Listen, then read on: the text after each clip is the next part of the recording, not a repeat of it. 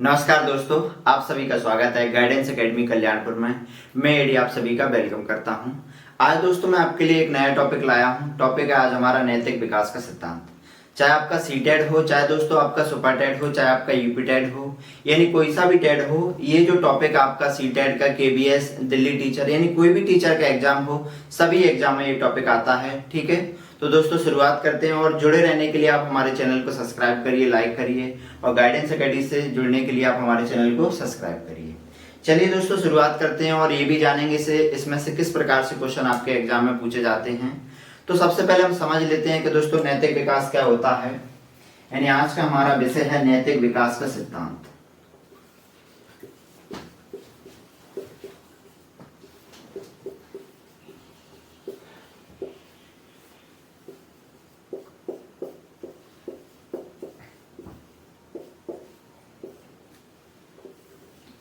यानी दोस्तों हमारा आज का विषय है नैतिक विकास का सिद्धांत।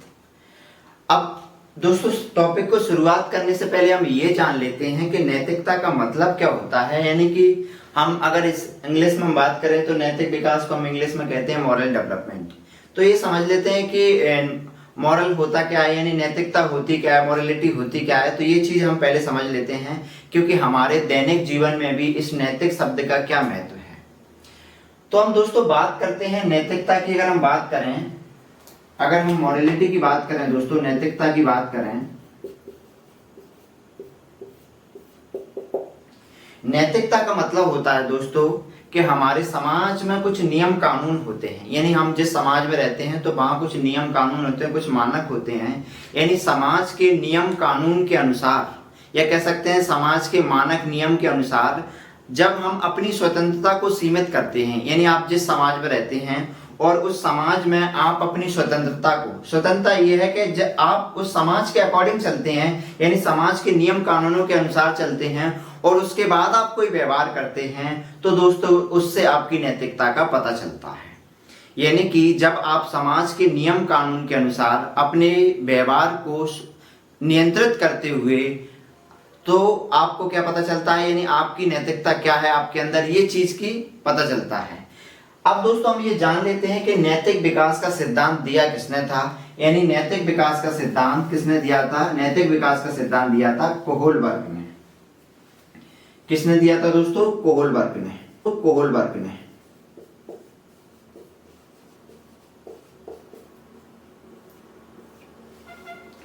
नैतिक विकास का सिद्धांत कोहलबर्ग ने दिया था। कोहलबर्ग ये कहते हैं कि नैतिकता, बच्चे का जो विकास होता है वो नैतिकता के आधार पर होता है। यानी कोहलबर्ग ने ये कहा कि अगर आपको बच्चों के अंदर अगर नैतिकता का पता लगाना है तो वो कहते हैं दो चीजें आप उनके सामने रखिए। यानी सबसे पहला पॉइंट उन्होंने कहा कि जब आपको किसी की नैतिकता का पता लगाना है, यानी कोई भी हो, चाहे कोई व्यक्ति हो, चाहे वो बच्चा हो, कोई भी किसी की भी नैतिकता का पता लगाना है, तो सबसे पहले आप उसे नैतिक दुविधा में डालिए। किसमें दोस्तों? नैतिक दुविधा में।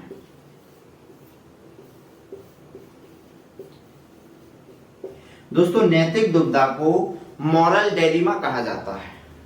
यानी कि वो कहते हैं जब आपको किसी व्यक्ति की नैतिकता का पता लगाना है तो आप उसे नैतिक दुविधा में डालिए। तो दोस्तों जान लेते हैं कि नैतिक दुविधा होती क्या है। अगर हम बात करें मॉरल डिलेमा होता क्या है, देखिए दोस्तों नैतिक दुविधा का मतलब होता है जब आपके सामने दो ऑप्शन ऐसे आ जाएं, यानी दो कार ऐसे आ जाएं जो दोनों ही समान हैं। यानी जब आपके सामने दो कार ऐसे आ जाते हैं जो दोनों ही समान हैं और आपको दोनों में से एक को चुनना है, तो उसको कहते हैं नैतिक दुविधा। एक एग्जांपल से समझाता हूं। जैसे मान लीजिए आपके हाथ में, कह सकते हैं आपकी जॉब लग जाती है और जॉब आपकी दो जगह लग जाती है, यानी दोनों के कॉल लेटर एक साथ आते हैं और दोनों ही जॉब समान है आपके लिए, ना ही कोई छोटी है ना ही कोई बड़ी है, दोनों के अंदर समान है, सैलरी भी दोनों की सेम है। तो अब आप कहते हैं कि मैं ये जॉब करूं कि ये करूं। यानी जब हम इस स्थिति में आते हैं कि मैं ये करूं कि ये करूं, उसी को दोस्तों नैतिक दुविधा कहा जाता है, यानी मॉरल डिलेमा कहा जाता है। उसी को क्या कहते हैं दोस्तों? मॉरल डिलेमा कहा जाता है। यानी कि जब हमारे सामने दो ऑप्शन ऐसे हों जो समान हो और दोनों में से एक को चुनना हो, तो उसको हम क्या कहेंगे? नैतिक दुविधा कहेंगे। या दूसरे एग्जाम्पल में दोस्तों हम बात करें तो जैसे कि फॉर एग्जाम्पल के लिए हम कहते हैं कि एक तरफ खाई है और एक तरफ कुआं है। ठीक है, तो हम दोनों के बीच की स्थिति में यानी उसको क्या कहते हैं, नैतिक दुविधा कहा जाता है। दुविधा में दोस्तों तर्क नहीं होता है। दुविधा में क्या नहीं होता, दुविधा में हम कोई निर्णय नहीं ले पाते हैं। ठीक है, हम क्या रहते हैं, कंफ्यूजन में रहते हैं, यानी दुविधा में हम कोई डिसीजन नहीं ले पाते हैं। डिसीजन कहाँ लेते हैं, डिसीजन लेते हैं कहाँ पर, नैतिक तर्कणा में, यानी कि कोहलबर्ग कहते हैं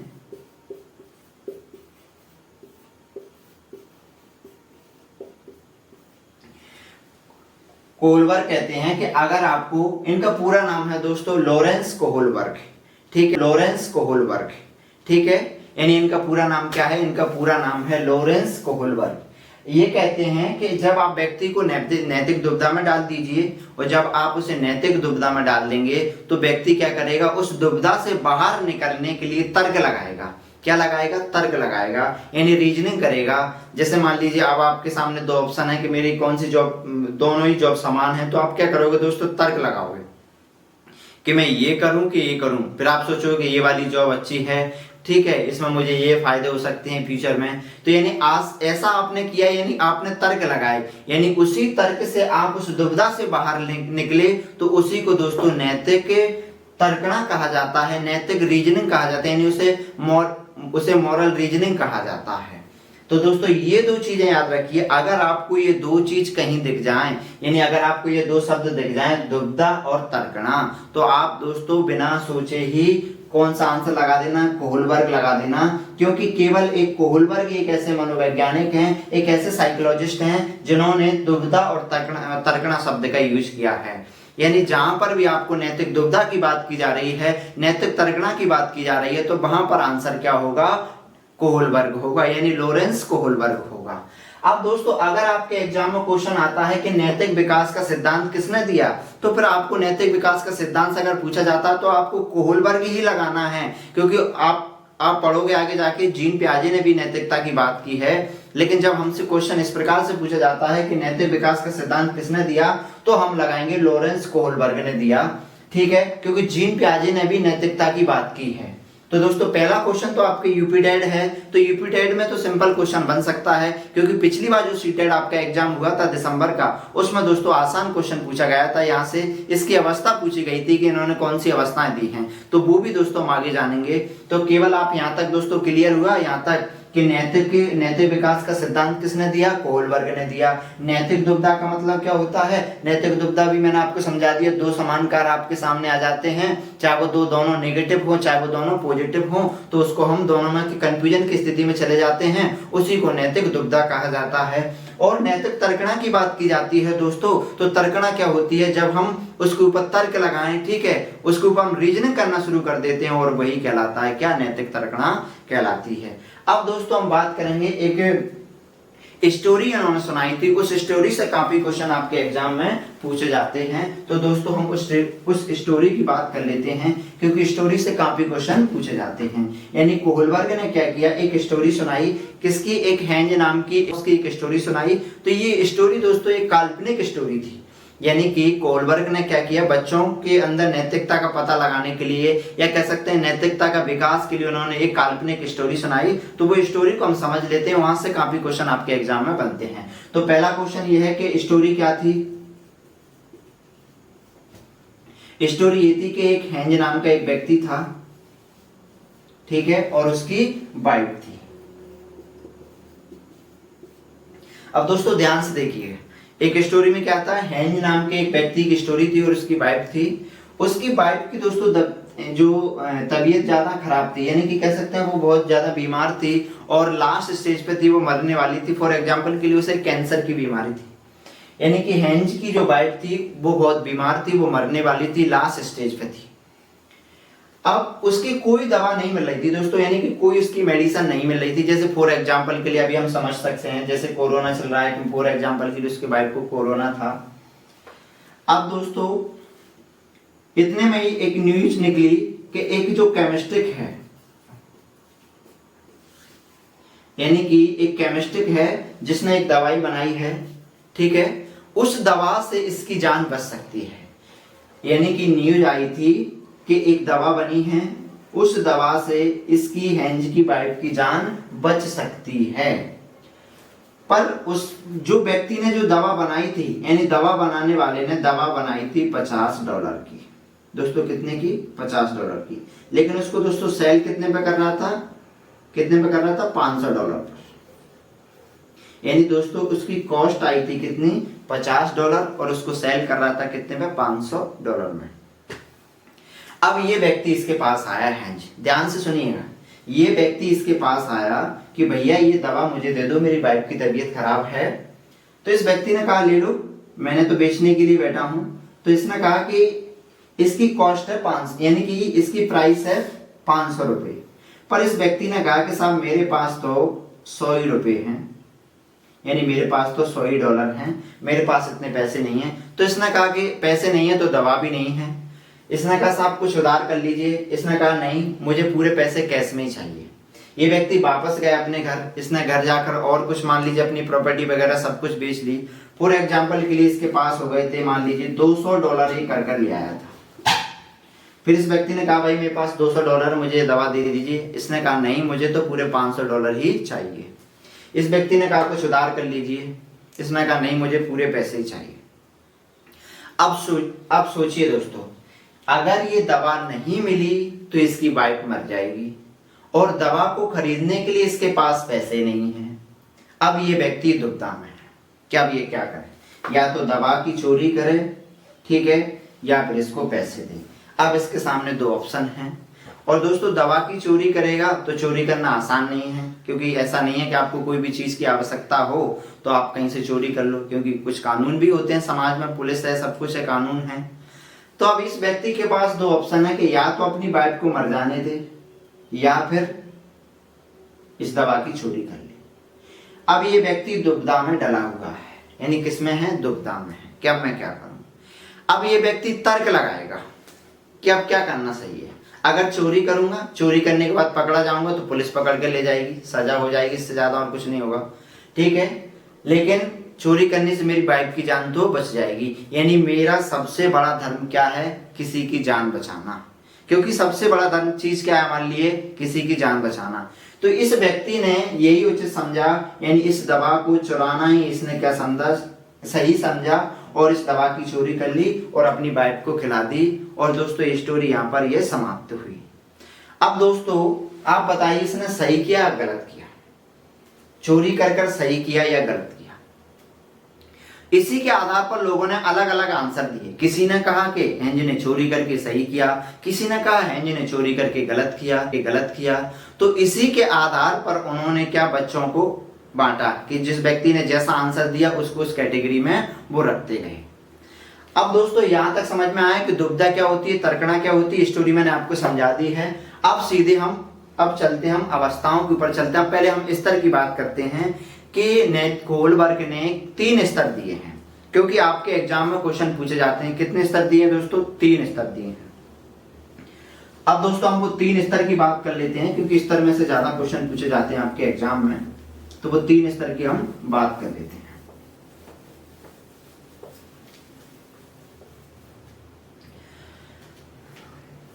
नैतिक विकास के 3 स्तर।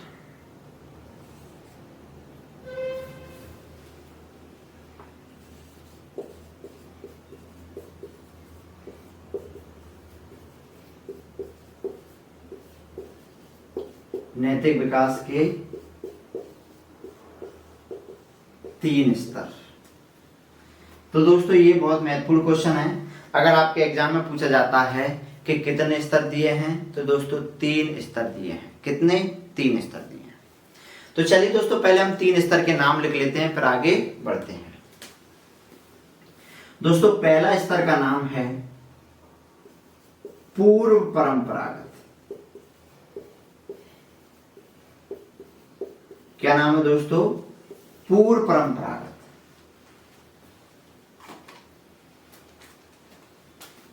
पूर्व परंपरागत स्तर। दूसरा स्तर है दोस्तों परंपरागत। क्या नाम है? परंपरागत स्तर। तीसरा दोस्तों हमारा स्तर है उत्तर परंपरागत या पश्च परंपरागत।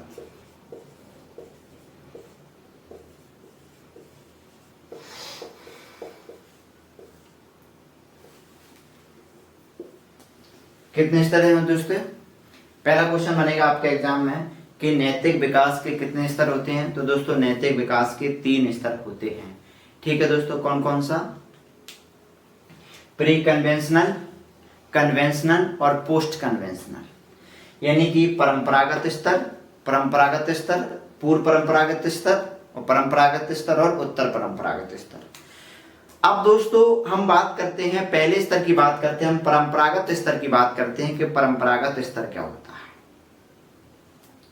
दोस्तों परंपरागत स्तर को दूसरा हिंदी में कहते हैं रूढ़िवाद, यानी पूर्व रूढ़िवाद स्तर।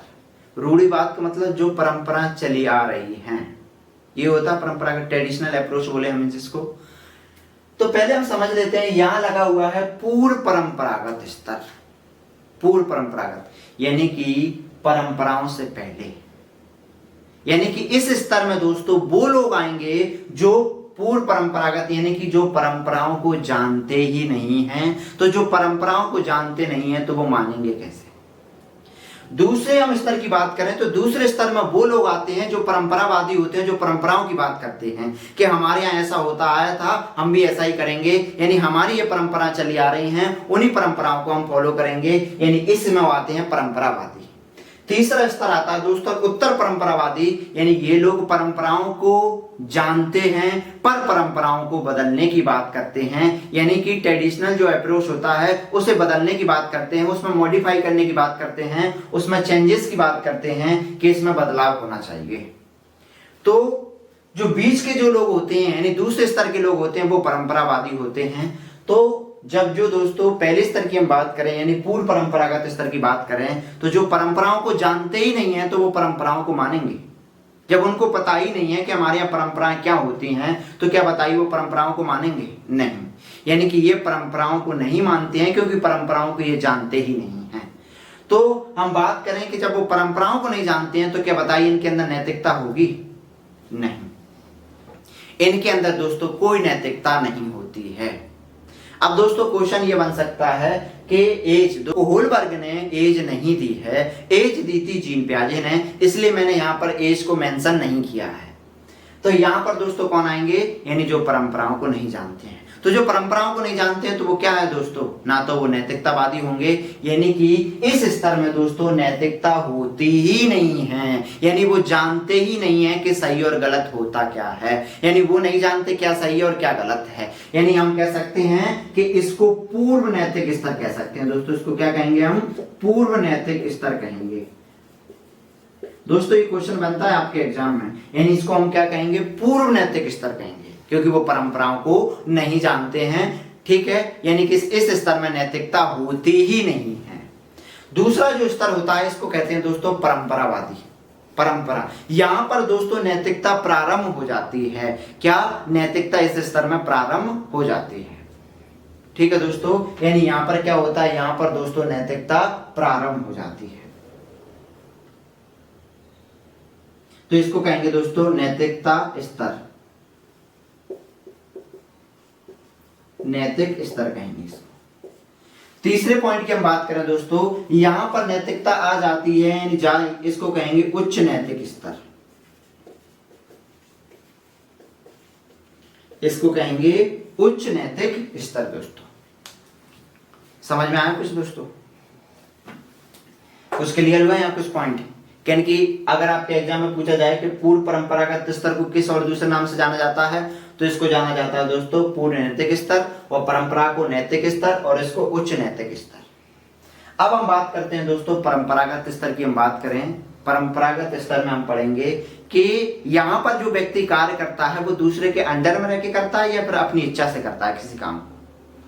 तो यहाँ पर दोस्तों हम बात करेंगे कि यहाँ पर जो नियंत्रण की बात करें या हम मोटिवेशन की बात करें, तो दोस्तों यहाँ पर अगर आपसे एग्जाम में पूछा जाता है कि इस स्तर में बच्चे के अंदर मोटिवेशन आंतरिक होता है कि बाह्य होता है, तो पहले मैं आपको समझाना चाहूंगा कि मोटिवेशन होता क्या है। मोटिवेशन का मतलब होता है तो दोस्तों जब हम किसी कार्य को इस उद्देश्य से करते हैं, मोटिवेशन का मतलब होता है कि अगर हम किसी कार्य को या तो हम लाभ की वजह से करेंगे, ठीक है, या पुरस्कार की वजह से करेंगे, या प्रशंसा की वजह से करेंगे, या फिर हम किसी कार्य को अपनी आंतरिक इच्छा से करेंगे। जब हम दोस्तों किसी कार्य को अपनी इच्छा से करते हैं तो उसे हम आंतरिक अभिप्रेरणा कहते हैं, और जब हम किसी कार्य को लाभ की वजह से करें, पुरस्कार की वजह से करें, प्रशंसा की वजह से करें तो उसको दोस्तों उसको कहते हैं बाह्य अभिप्रेरणा। तो यहाँ पर दोस्तों बच्चों की कोई इच्छा नहीं होती है, वो किसी काम को लाभ की वजह से करते हैं या दंड की वजह से करते हैं या पुरस्कार की वजह से करते हैं, तो हम कहेंगे कि इस स्तर में पूर्व परंपरागत में अभिप्रेरणा बाह्य होती है। क्या होती है दोस्तों? बाह्य होती है। अब हम नियंत्रण की बात करें तो दोस्तों ये नियंत्रण में भी दूसरे के में रहते हैं। क्या रहते हैं दोस्तों? दूसरे के नियंत्रण रहते हैं, यानी नियंत्रण भी क्या होता है दोस्तों? बाह्य होता है। तो दोस्तों ये पॉइंट समझ में आए यहाँ तक? कोई डाउट यहाँ तक दोस्तों? ठीक है, यानी ये चीज हमने इसमें समझ ली। अब हम बात करें दोस्तों, इस स्तर में हम बात करते हैं, यहाँ पर दोस्तों बच्चों के अंदर क्या होता है? नैतिकता आ जाती है। तो नैतिकता आ जाती है तो दोस्तों जो अभिप्रेरणा होगी वो अभिप्रेरणा होगी, यानी बच्चा किसी कार्य को अपनी इच्छा से करेगा, यानी कि यहाँ पर क्या होगा? अभिप्रेरणा आंतरिक होती है। क्या होता है दोस्तों? आंतरिक होती है। लेकिन अगर दोस्तों हमसे नियंत्रण पूछा जाता है तो दोस्तों नियंत्रण यहाँ पर क्या होता है? यहाँ पर दोस्तों नियंत्रण यहाँ पर बाह्य बना रहता है। लेकिन अगर हमसे उत्तर परंपरागत की बात करें, अगर हमसे पश्चिम परंपरागत की बात करें तो यहाँ पर दोस्तों जो मोटिवेशन जो होता है, यानी कि अभिप्रेरणा जो होती है, अभिप्रेरणा और दोस्तों नियंत्रण, अभिप्रेरणा और नियंत्रण दोस्तों दोनों ही क्या होते हैं? दोनों ही आंतरिक होते हैं। क्या होते हैं दोस्तों? आंतरिक होते हैं। तो दोस्तों यहां तक समझ में आया? एक बार मैं एक्सप्लेन करूं। अगर आपसे क्वेश्चन पूछा जाता है कि नैतिक विकास के कितने स्तर होते हैं, तो दोस्तों 3 स्तर होते हैं, पूर्व परंपरागत स्तर और परंपरागत स्तर और उत्तर परंपरागत स्तर। ठीक है, इसको इंग्लिश में कहेंगे प्री कन्वेंशनल, कन्वेंशनल और पोस्ट कन्वेंशनल। ठीक है दोस्तों, पूर्व परंपरागत स्तर को किस नाम से जाना जाता है? यानी पूर्व परंपरागत स्तर को पूर्व नैतिक स्तर से जाना जाता है, और परंपरागत स्तर को नैतिक स्तर के नाम से जाना जाता है, और उत्तर परंपरागत को हम किस नाम से जानते हैं? यानी उससे उच्च नैतिक स्तर के नाम से भी जाना जाता है। फिर मैंने आपको समझाया था कि इसमें वो लोग आएंगे जो नैतिकता को नहीं जानते हैं, और दूसरे में वो आएंगे जो नैतिकता की बात करते हैं। ठीक है दोस्तों, और इसमें कौन आएगा? इसमें वो लोग आएंगे जो उत्तर यानी कि जो उच्च नैतिक स्तर होता है इसमें। फिर इसके बाद मैंने आपको ये मोटिवेशन समझाया। तो आज के लिए दोस्तों इतना ही। अगली वीडियो में आपको कंप्लीट करवाऊंगा इसका अगला पार्ट। ठीक है दोस्तों, जुड़े रहने के लिए आप हमारे चैनल को सब्सक्राइब करिए, बेल आइकन को दबाइए ताकि हमारी जो भी वीडियो आए उसका नोटिफिकेशन आपको प्राप्त हो जाए। तो दोस्तों आज के लिए इतना ही। धन्यवाद।